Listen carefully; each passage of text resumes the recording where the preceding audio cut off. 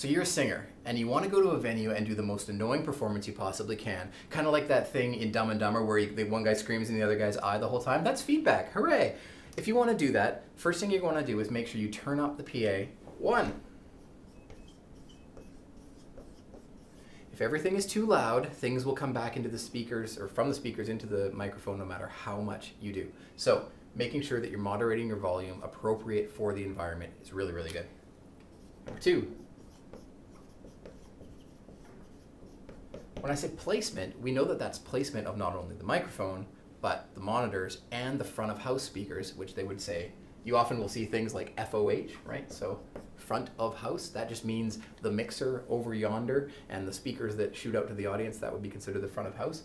Placement relative to your microphone is really important. So you can kind of get around some of number 1 here by having really good number 2, but if you are too loud, you'll never be able to get number 2 to work out for you, if that makes sense. So you can kind of hit a volume cap based on having perfect placement theoretically, and then beyond that, you won't be able to get any louder.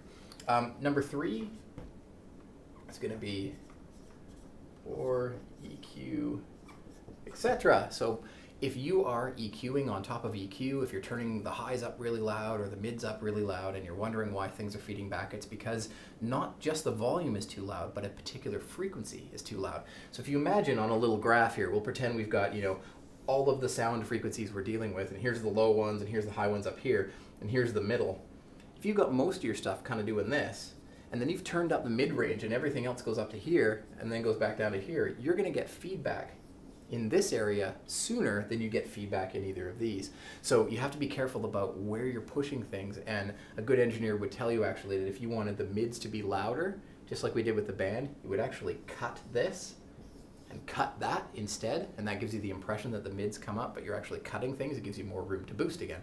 So there's a little engineering tip for you along the way.